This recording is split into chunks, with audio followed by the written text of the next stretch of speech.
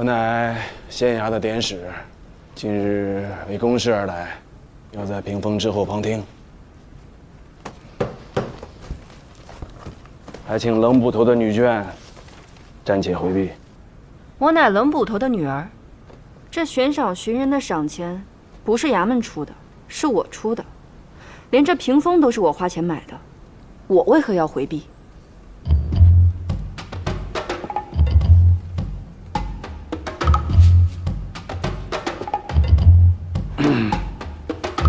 宋典史若想要旁听，就请过来，一起坐吧。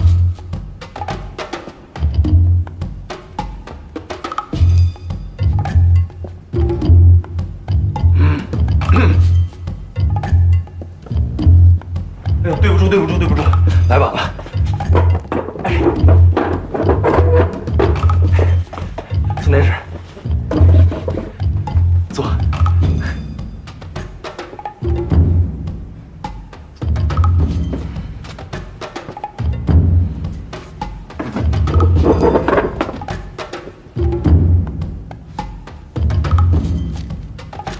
楼儿弟弟，接着放号叫人吧。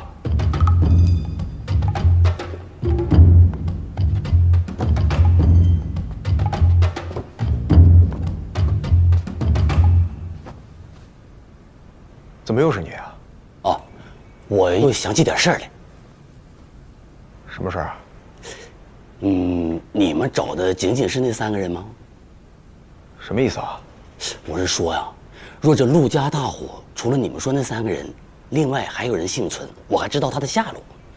你们能给多少钱？还有人幸存？啊？谁呀？那你得先说能给多少钱呢？你得先证实确有此人啊。那我既如此说，就必定能证明了。那你能证明，你就把证据拿出来呀。哎呀，要取得这证据得费不少功夫。你得先说能给我多少钱？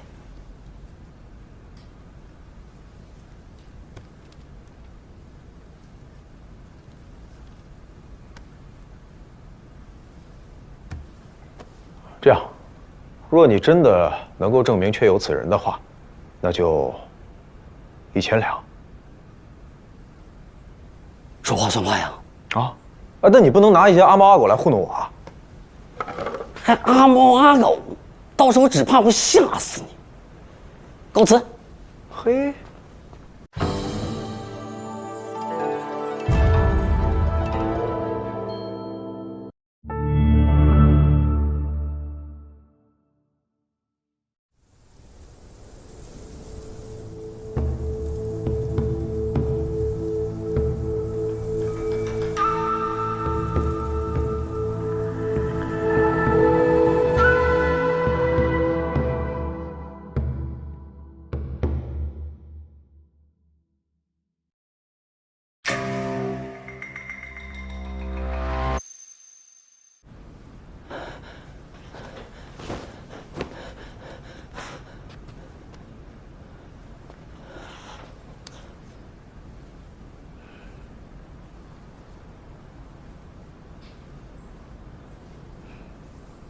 是。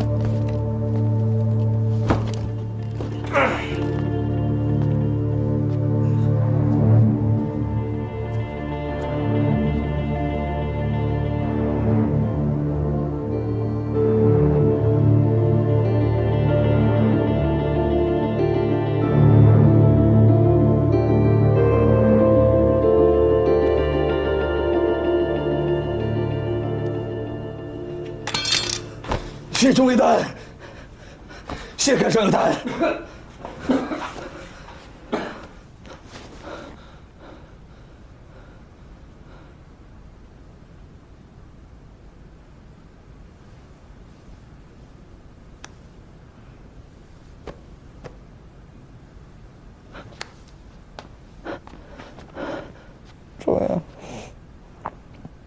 缺尸体该怎么办？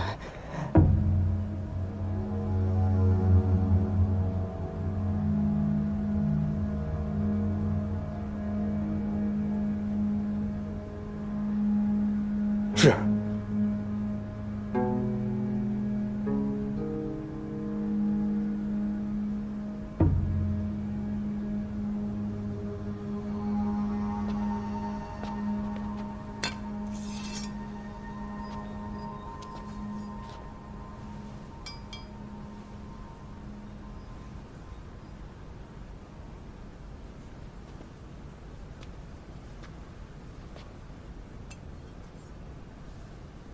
你是想要伪装出他们两个人偷了东西逃走，然后分赃不均、自相残杀的样子？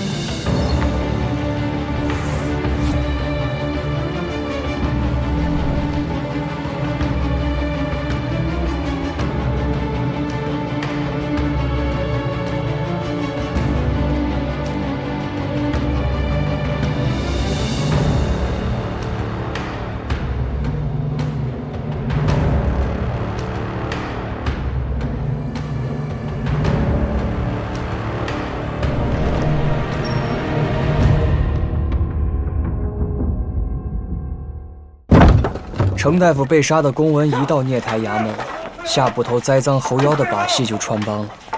据说，聂台大人震怒，有本事打架啊！姓夏的，你还别以为我们是以多欺少，实在是你姓夏的报应来了。你当初打大伙那些板子，现下大伙要还给你。识相点，痛痛快快把裤子脱了，趴下！这聂台大人也真够绝的啊！直接把老夏贬到寻常捕快了，还发到咱们这儿来当差了。这么高不行啊？什么不行？各位兄弟，听我说一句，成不成？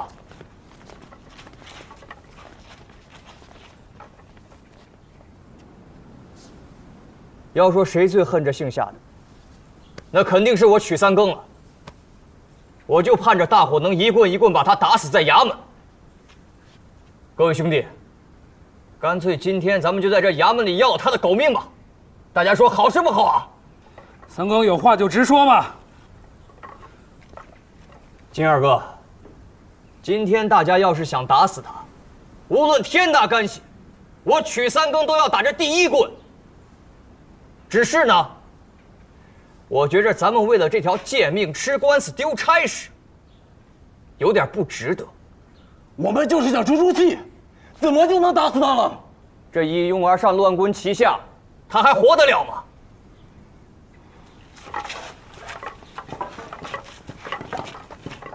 不过，大伙若是不想结果他，只想出出气，我倒是有个办法。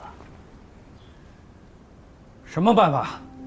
他欠大家多少板子，想来每个人心里都是有数的。咱们挨个记下来，再排好顺序，隔三差五打一回，就以不打死为准。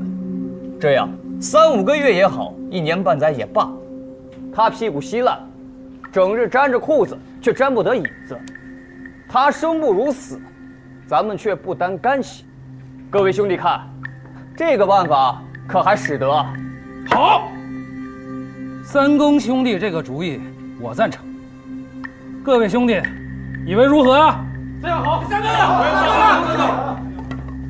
要是兄弟们都赞成，我金二就当个书记。各位兄弟，跟我到班房报个数吧。走，走。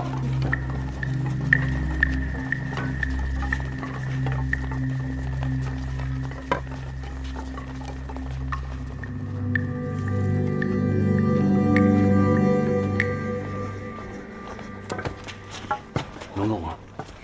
来，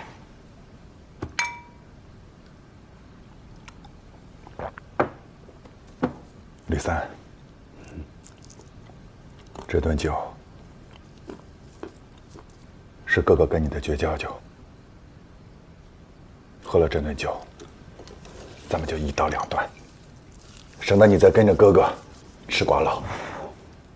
咱们一起来的，就得一起走。你对我有恩，庞的就不说了。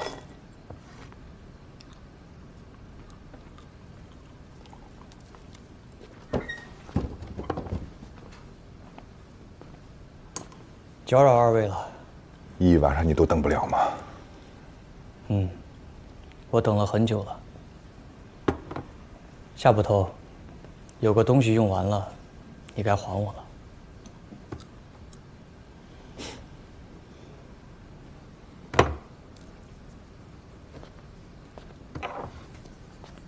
曲三更，你是故意的。你知道凶手会回来，故意引我拿了个腰牌，栽赃给那侯耀，让我栽了个大跟头。金二哥把你该挨的板子数算出来了，4舍5入750板，你怕不怕？我担一半。夏捕头，你怕不怕？怕。之前你打大火板子，无非是想让人人都怕你。现在，大火打回来，你又害怕了。可是夏捕头，咱们捕快，不该是让自己人害怕的。捕快，本应该是让歹人害怕的。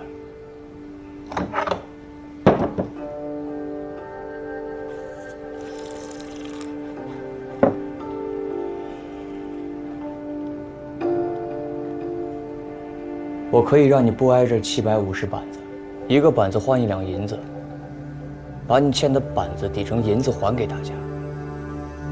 夏捕头，750两银子，你拿得出来吗？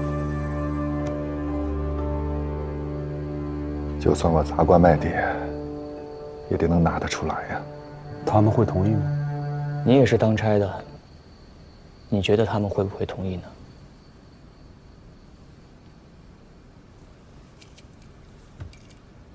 不打扰二位了，我先告辞了。等一下，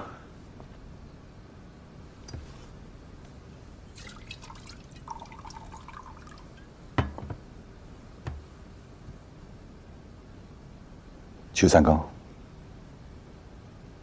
我真的不知道是该恨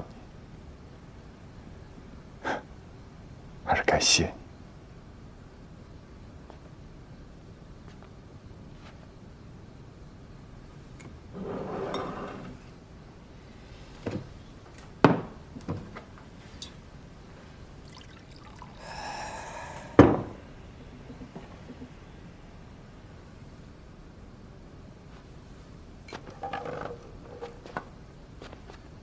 曲三更，冷捕头的那些手段，你倒是学会了十足啊！啊，宋典史还在操劳呢，没你操劳。夏捕头，不敢，我现在就是个捕快。委屈你了。在衙门里混口饭吃，总是要学会能屈能伸。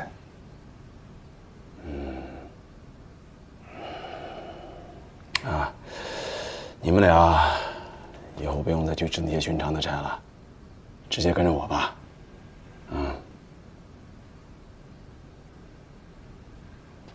多谢宋典史提携，以后有什么事尽管吩咐。我们兄弟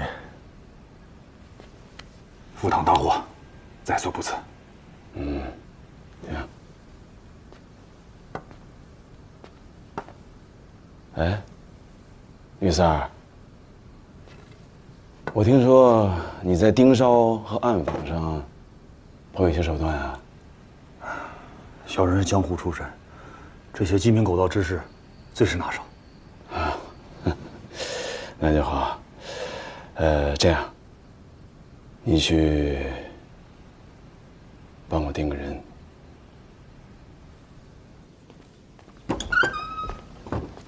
凤秀才，凤，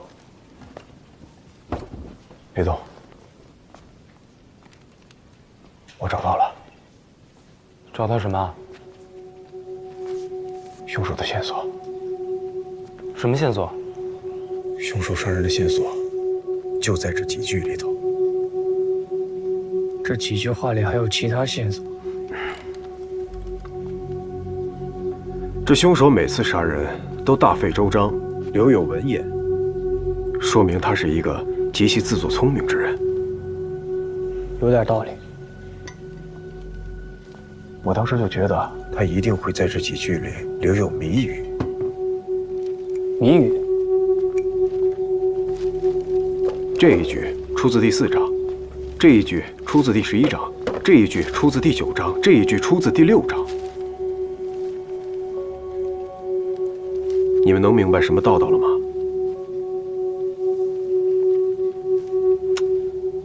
再想想啊，杜姐，你就直说吧。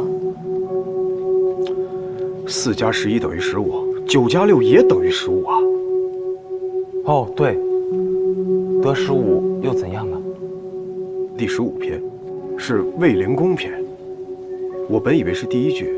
卫灵公篇第1句讲的是卫灵公问政于孔子，这是什么意思？没意思，所以跟这句无关。可是跟卫灵公有关呀。魏国的国都在濮阳，濮阳在现如今的河南，河南呀。所以呢？所以凶手是在告诉我们，他是河南的。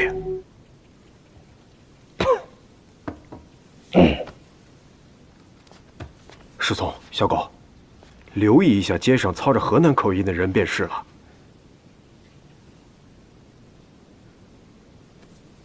凤秀才，最近是不是睡得不大好？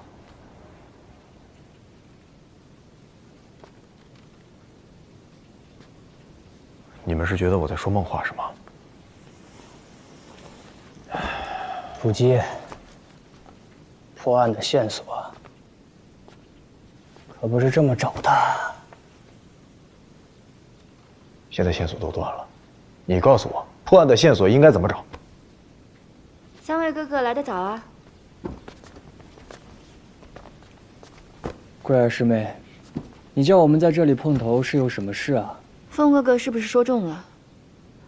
程大夫一死，线索就一下全都断了。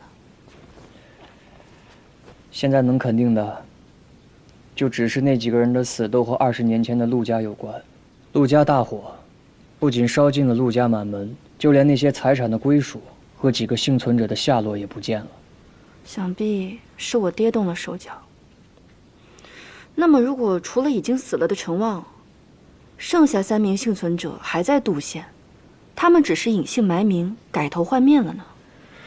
一个书童，一个护院，一个厨子，在这个县城里少不了熟人，应该不好躲藏。兴许可以藏得住。换身份啊！以前的厨子变成了现在的马夫，不见以前的老熟人便是了。还有啊，书童现在不也已经长成了大人模样了吗？不管他们是走是留，他们肯定有人留下了什么线索。这大活人不可能像烟一样凭空就消失了的。桂儿师妹，你想干什么呀？我想散散财。又跑了。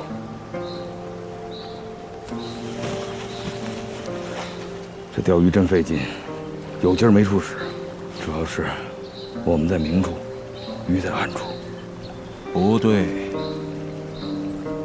咱们和鱼都在暗处，只有鱼儿在明处。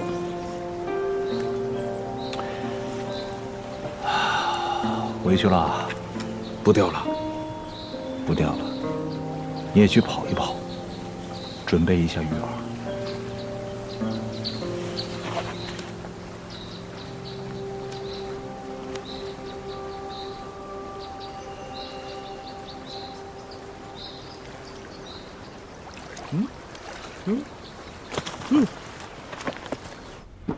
悬赏寻人，对，能告知幸存者下落的，核实无误给500两，其他有用的消息，无论大小，给1贯钱。由头是什么？就说是他们家人来访查。可这都隔了20年了，谁还能信啊？我看行。先别管这消息是真是假，这事儿肯定能让杜县满城风雨。就像是钓鱼的时候打窝子，得先让这鱼塘里的鱼动起来，拿着钱一引，没准那些陈年旧事就全都浮上水面了。我们找不到线索，就让线索来找我们。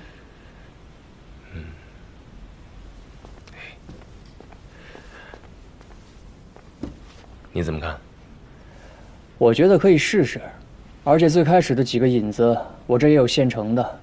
地点就定五里斋，我现在就写几十张告示，张贴出去。我也要来。不可！我就知道你们会这么说，就因为我是姑娘，所以不能抛头露面是吧？我自有办法。如何？这样一来，任谁也看不出来我是个姑娘了吧？只要不是个瞎子，应该都能看得出来你是个姑娘。就算是个瞎子，听声音也能知道你是个姑娘。我不管，我花钱我就必须要在这儿。桂儿师妹，我倒是有个办法。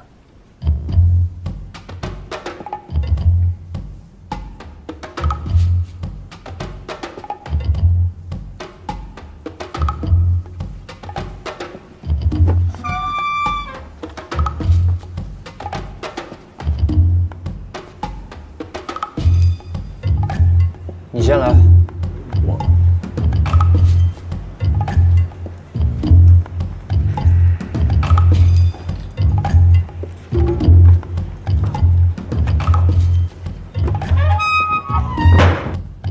您认识20年前陆家大火的幸存者吗？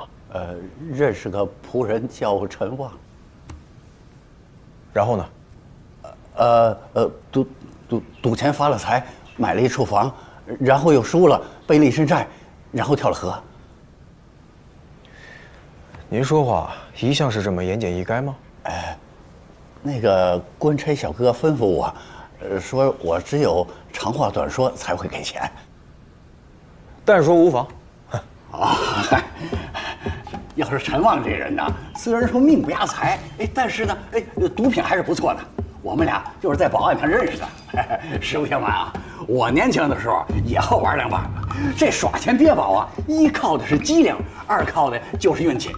我年轻时候那机灵啊，就是运气差点。运气好的时候您就可以多压，运气不好的时候你就少压或者不压嘛。尤其注意要压固定啊，要压固定，你逆着大伙压，你才能够把运气转过来。行了，给钱。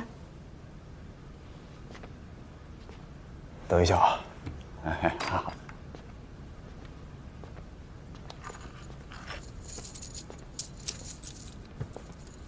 哎呦，谢谢谢谢，谢谢谢谢。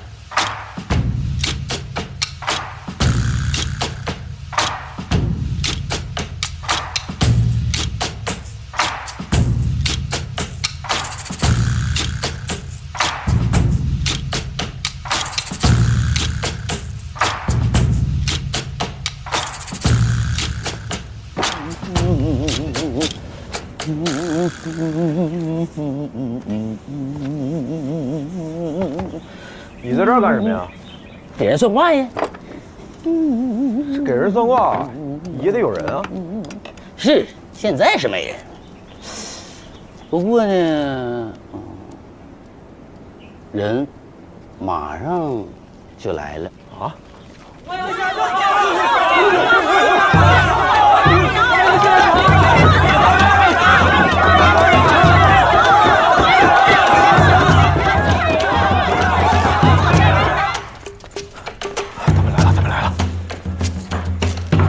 冯小才，你怎么了？什么怎么了？排队的人都排到门口了，我得赶紧写号，不能让他们乱。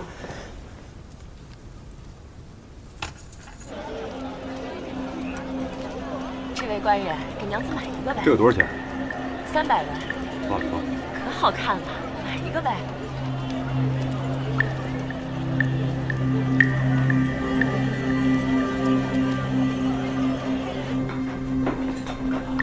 哎呦，张管家，你们牛老板呢？您的太齐了。当真？当真。我自去寻他。张管家慢走。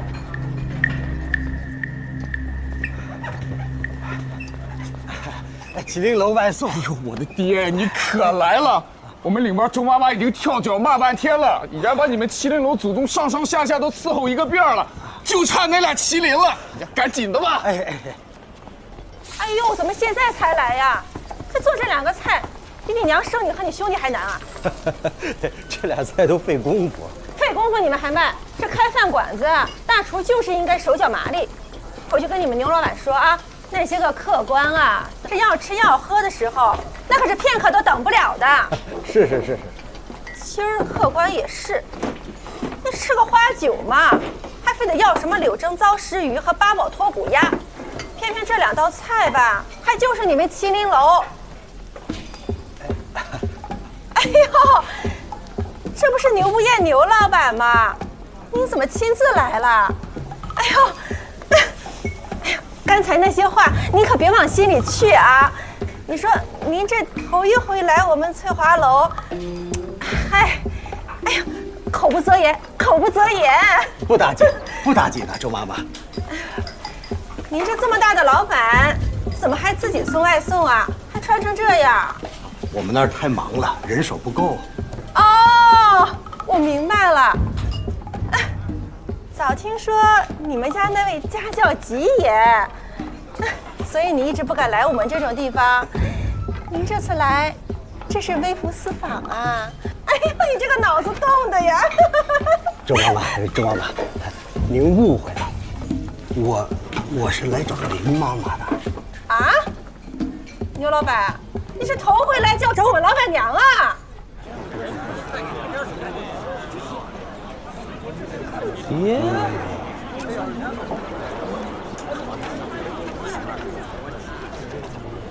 爹，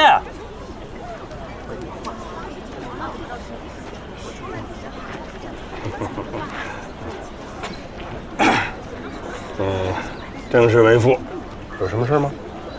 我们在这儿盘查线索，您来添什么乱啊？什么叫我添乱呢？我也是给他们送线索来了。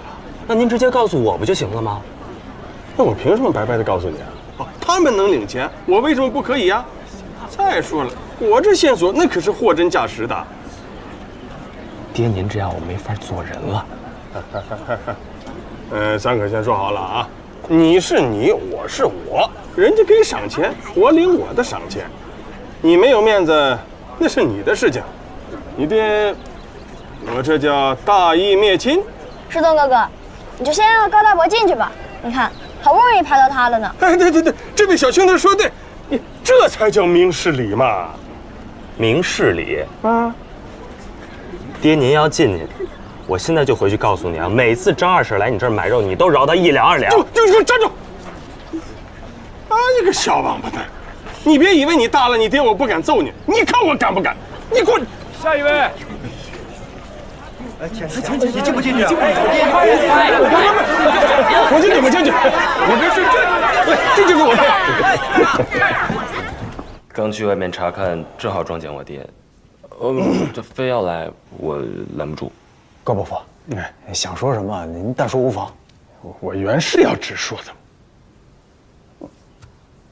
的。我老高是个屠户，所以认识陆家的厨子尤二。他呢，经常到我的案子上买肉。这尤二呢，懂肉，也不好糊弄。陆家也有钱，所以呢，我都把最好的肉留给他们。后来，陆家失了一把火，这尤二就不见了，所有人也不知道他去哪儿了。他这。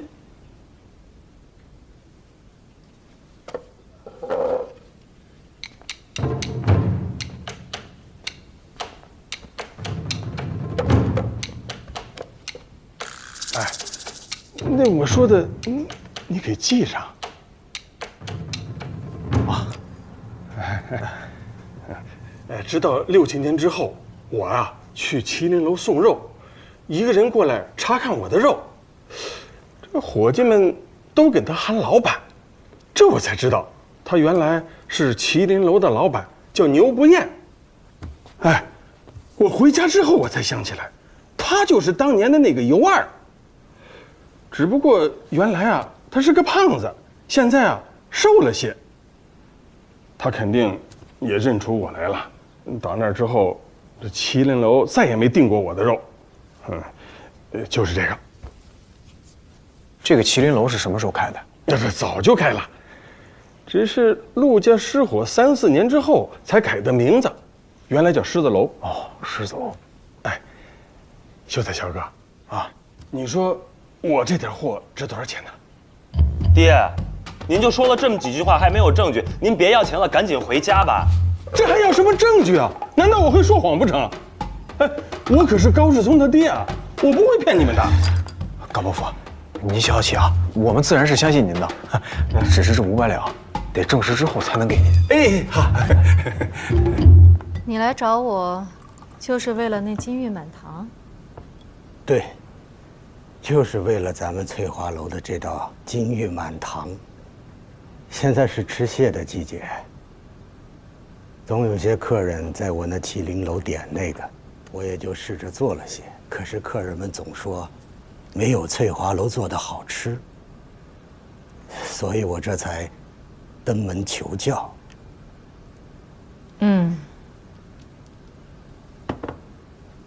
这蟹黄腌得不好。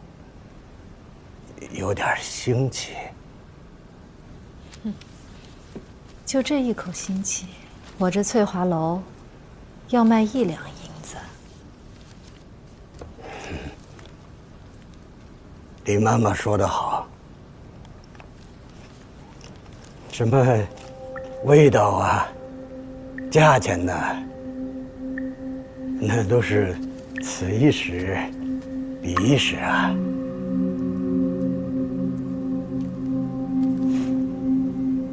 我就知道你，牛老板，你不是为了这一碗金玉满堂来的。李妈妈，要是没有20年前那场荣金岁玉的大火，哪来你我如今金玉满堂呢？那场大火与我有何干系啊？那时候若不是有客人叫条子，我连翠华楼的门都出不去。可是着火的那天晚上，陆家的二爷陆金信，可是在你翠华楼和你吃醉了酒，才回去的呀。陪客人吃酒是我的本分。冷捕头、王先生、程大夫，唯一能把这3个人连接到一块儿的，就是他们与陆家都有过瓜葛。那具骸骨多半是那投河自杀的陈旺的。想当年，在陆家，我和他还交情匪浅。你想说什么就直说吧。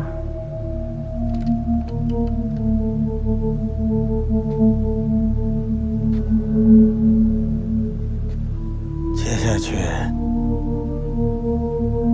是不是该轮到咱们了？不管该轮到谁，我都不是你应该先找的人。高老婆，这2块钱你先拿着。哎，好。真给500两，我还不敢要呢。这2吊就是已经不少了。但愿我说的你们都能用得上。那我走了啊。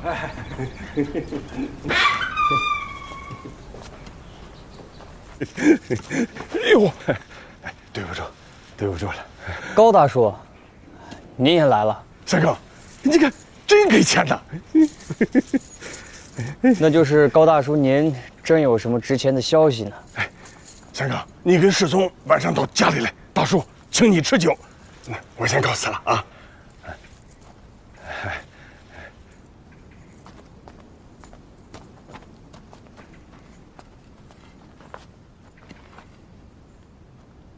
徐三哥，这铜钱你一罐一罐的往外送，想必还真买到不少值钱的东西啊。如果我不过来看看啊，那还真是亏大了。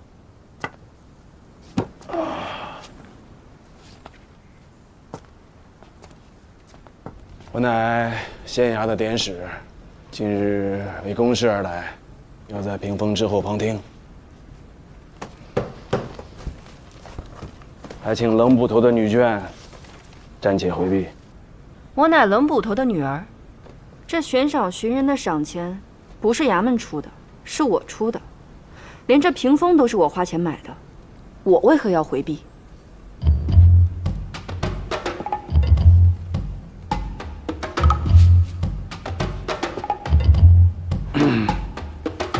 宋典史若想要旁听，就请过来，一起坐吧。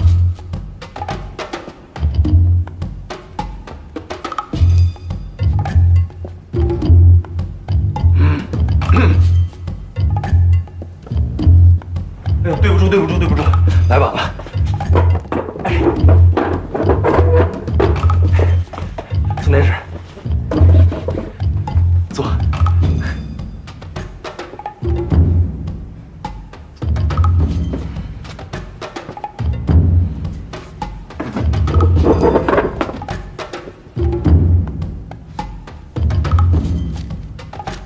刘弟弟，接着放号叫人吧。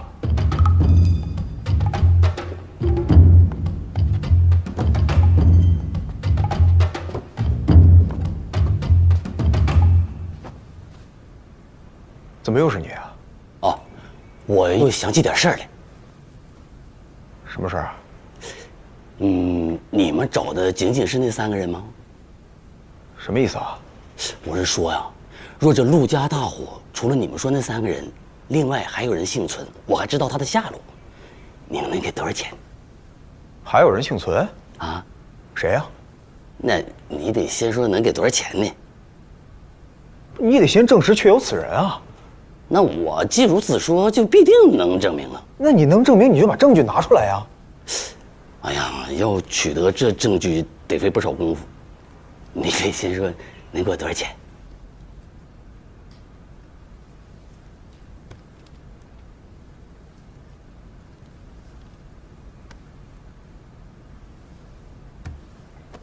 这样，若你真的能够证明确有此人的话，那就1000两。说话算话呀！啊，那你不能拿一些阿猫阿狗来糊弄我啊！还阿猫阿狗，到时候只怕会吓死你。告辞。嘿，当年那鹿寨被烧成了白地，尸体都被烧得无法辨认，只能靠身量和被烧死的地方来判断身份。陆二爷一家4口都完了。当年这个案子就是冷捕头结的案，他真的没有告诉过你些什么？估计他说的还没有你详细呢。虽说明知道不可能，但是不知道为什么我总觉得这个凶手，他也是姓陆的，他要杀光附近所有跟陆家有关的人。所以麒麟楼的老板牛不厌就是厨子尤二。对，就凭我爹那几句话？不止你爹，还有另外3个人，都是卖鱼、卖菜、卖肉的。之前都说觉得眼熟，但是不敢肯定。现在一有钱赚，就都一口咬定了。薛举人家的管家张继祖，说是以前陆家的护院，张贵。哦，有几个人认出来了？就一个铁匠。西门外官乡刘家集刘老五，说是对人没什么印象，但是这管家却找他制了一把刀，一把制式比较特殊的左手刀，这是图样。他越看这图样，越觉得似曾相识。你们猜怎么着？他翻箱倒柜，竟然找出了20年前一张一模一样的图样。原来在20年前，张贵就找他爹做过一把一样的刀，这2个图样都在这儿了。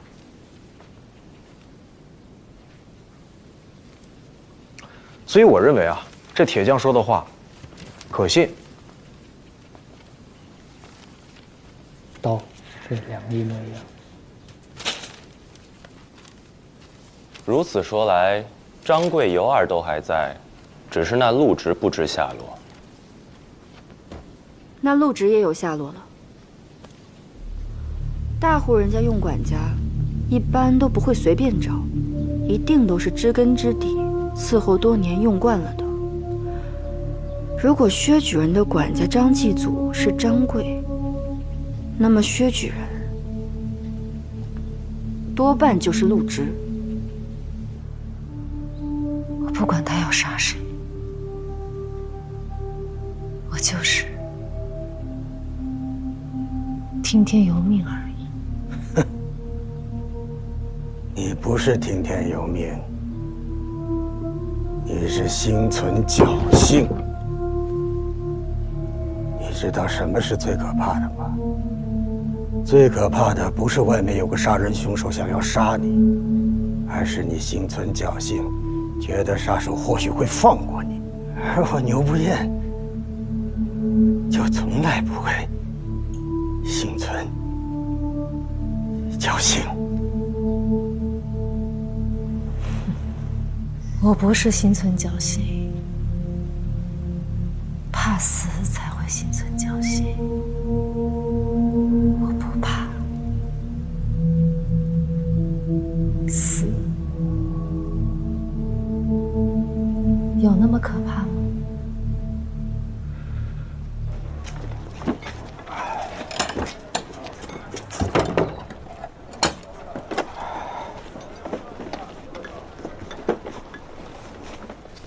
牛老板，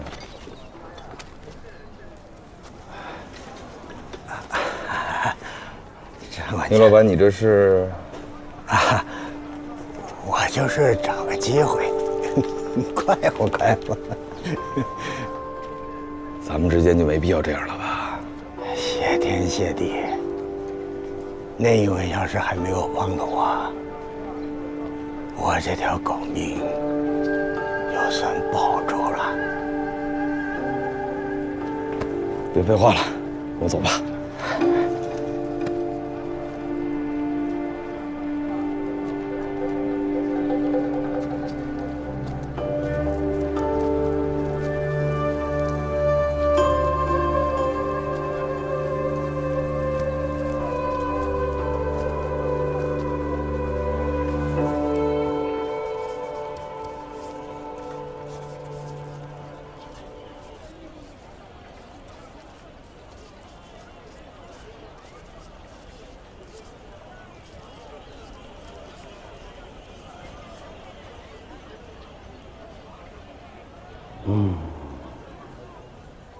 你当真认不得我了吗？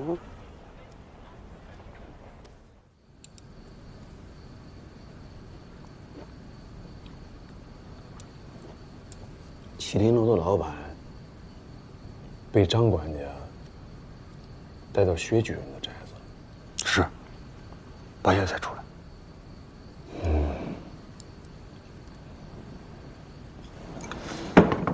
吕三儿，从明天开始，你不用再去听那张继祖了，改听麒麟楼的老板牛不夜。来人呐！老爷，来人呐！来人呐！老爷，来！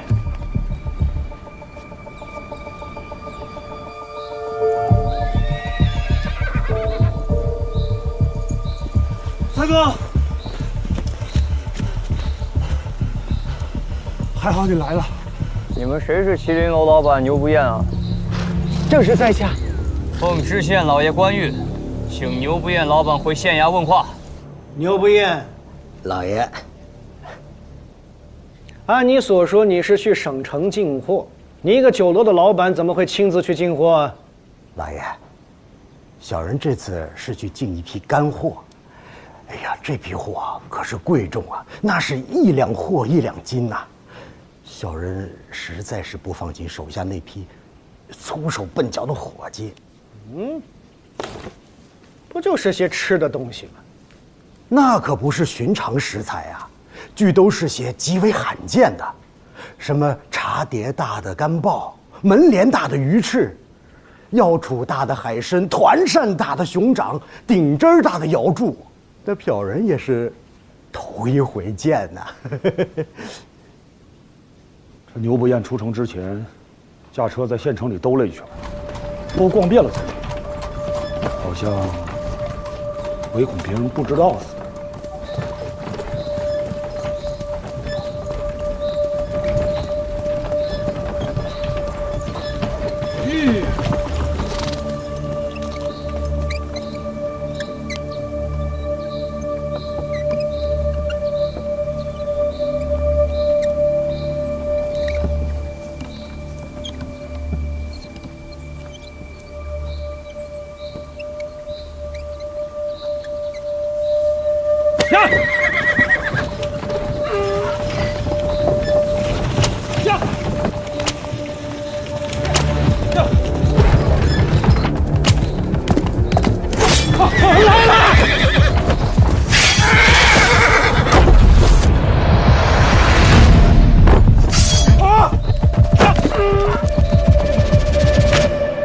那斩断马腿的是何人呢？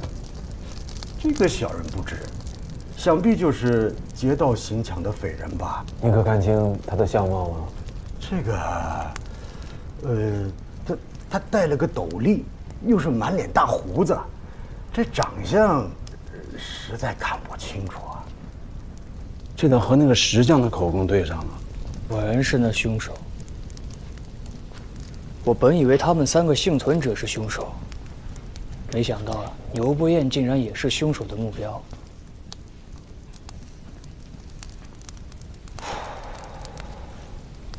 正因如此，牛不厌出城，那个凶手才会追上去。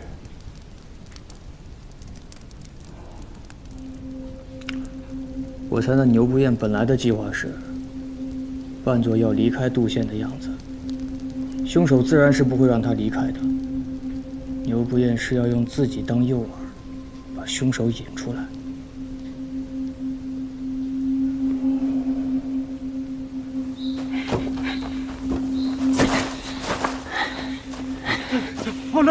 往那儿跑了。那车上的2位是谁呀？那是薛举人的管家和护院总管。薛举人家的管家和护院总管怎会与你同行啊？回老爷，这批货太贵重了，小人一家可包不下来，所以小人是和薛举人合伙买的。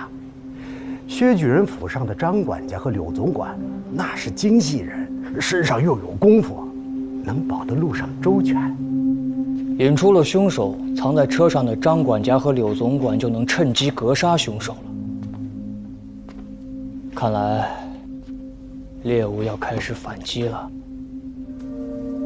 那个凶手明知道是个圈套，也不能看着牛不厌跑掉，也不得不追上去。这真算是个妙计。可惜啊，凶手早就看出是条妙计，连逃跑的办法都想好了。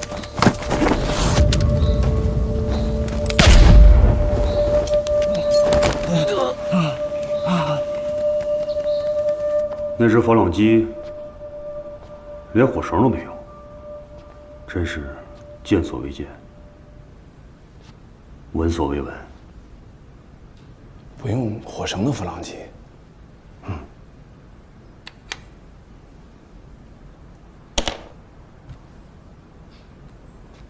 这个之前我倒是听说过。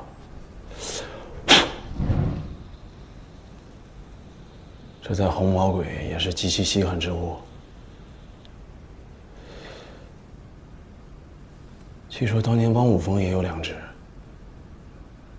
价钱必是极贵的。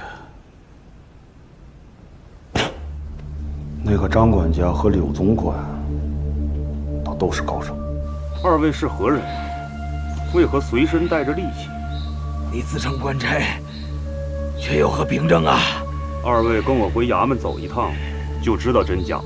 衙门，好啊。不要动手！哎呀，莫要动手啊！两边都不是歹人呢。误会，误会。那个牛不厌，他还不知道我是谁，就对我动手了。按照他的意思，不管你是谁，先杀了再说。这个人狠辣果断至极，之前一定杀过人。牛不厌，本县一早就收到一封匿名信，那信上说你牛不厌就是杀害冷捕头王先生和程大夫的凶手。冤枉！老爷，这是天大的冤枉啊！本县也没那么轻信，只是这信上说你会畏罪潜逃，本县才即刻派人去你家找你，说你一大早就驾车出门，这我才不由多信几分，这才同时派出4路捕快出4个城门追你。老爷，这信绝对是栽赃陷害，那定然是同行妒忌。没那么简单吧？同行嫉妒也不见得会做这种事，且这信来的方式实在是，我都受了一惊。就这潜入衙门图谋不轨，就够100板子。老爷，这信可绝技信不得呀！小人这麒麟楼虽说不上什么大买卖，可是在这杜县也是数1数2的酒楼啊。小人这有家有业的，为什么要杀人呢？这信不管是真是假，本县也不能当作没有看到。这样吧，你交笔保银就回家去吧，该干嘛干嘛，只是不许再出城门了。难得那凶手竟然能想到利用衙门，县衙的这封信必然是凶手留的。他想先砍断马腿，缓得一时，然后再用这封信把牛不厌困在杜县。这凶手两边跑，怕是来不及吧？凶手在县衙有内应。什么？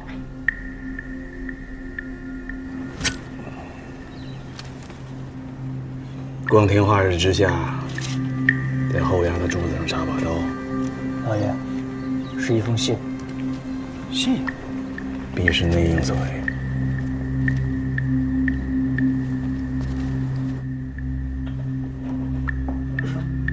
牛不厌，老爷，本县还有一事不明，你必须如实回答。小人绝不敢隐瞒。当真有茶碟大小的干鲍和窗帘大小的鱼翅？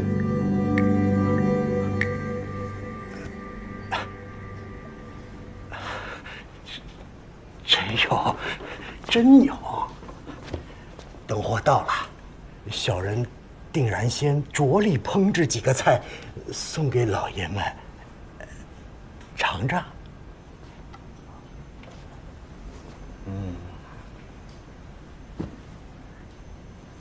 宋典史还有什么要问的吗？老爷问的详尽。在下原本以为，这鲍鱼和鱼翅的尺寸，在这里边最为可疑啊。尤二，你先住在我这里吧。我宅中有100多户院，尽可护你周全。别说100个了，哪怕有几个寸步不离的跟着我也就够了。凶手的目的，不仅是要杀人，还要随着他的心意摆布。有旁人在，他就不方便了。但经过这一回，凶手会更加小心谨慎了。我是在琢磨，那个便衣的差人，他为什么要跟踪我出城呢？看来他们搞的那个悬赏寻人，真的有用。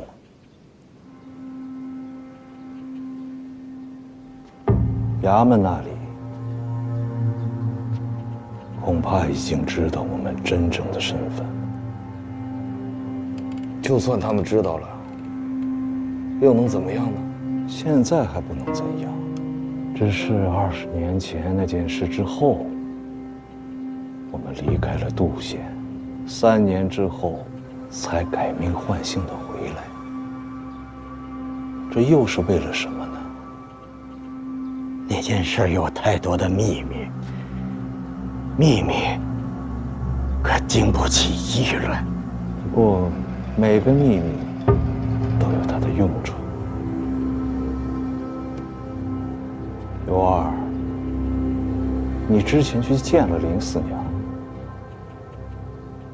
她说了什么吗？她说冷捕头什么都没告诉她。可是，你尤二啊，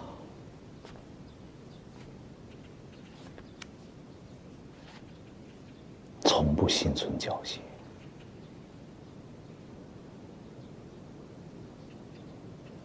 故园与君折梅处。哎，世聪哥哥，看什么呢？这个东西像神符似的，一夜之间贴得到处都是。这是首诗吧？什么意思？我也不明白，不过我知道是谁贴的。谁？那个算命先生贴的。故园与君折梅处，人间犹闻蟋蟀妇。20年来音容改，更残潦倒无面目。老去元知少年好，地里云台仍开早。方是与我还魂花，见君已成转生草。铜头大将军，己酉年10月30。这是一首藏头诗。藏头诗？你把每一句的第一个字连起来读。故人二更，老地方见。它不仅是一首藏头诗，还放了很多暗语在里头。蟋蟀妇，铜头大将军，这应该是他和这位故人一起经历的旧事。他是在告诉这位故人，我认出你了。还有还魂花，转生草。他是在暗示这位故人，虽然别人都以为你死了，但是我知道你还活着。这个落款日期也是动了番心思的，他写的是10月30，今天是10月25，所以这个10月30日不是落款日期，是他们约定的日期。10月30，故人二更，老地方见。可这位故人会是谁呢？也许这位故人早就死了，是这算命先生想银两想疯了，所以自以为见到了这位故人。到时候去看看就知道了。好啊，虽不知道他和故人的老地方在哪儿，但他摆挂摊的老地方我倒是知道，盯住了他。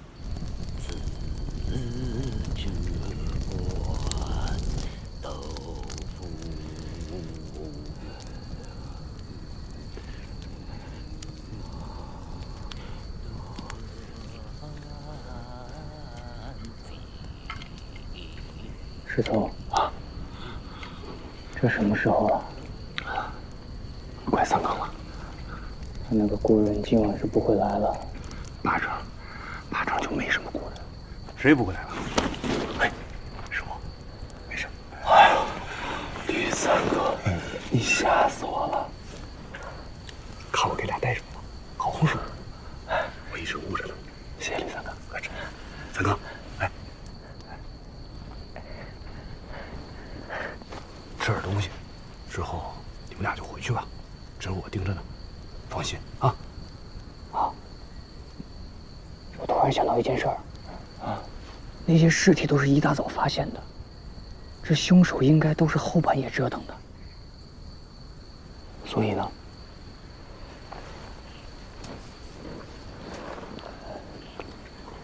这凶手是真不怕冷啊。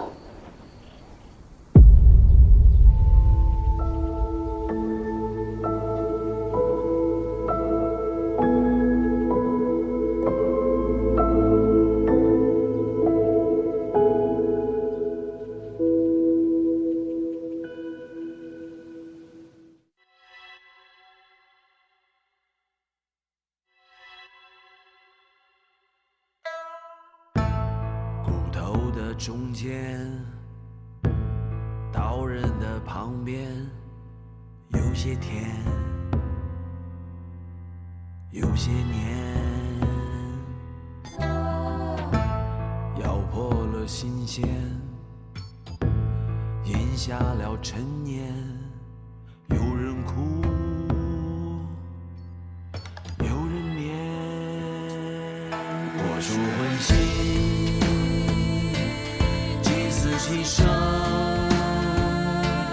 总有黄秋，指尖轻盈，远方古道，情醉凡尘，野火不尽，岁岁枯荣。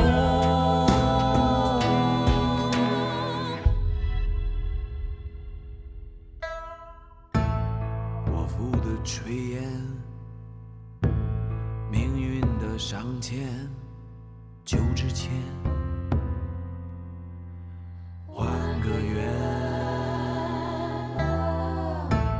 酒后的誓言，纸上的尘缘，风一吹，就不见。我属魂心。牺牲，总有黄秋。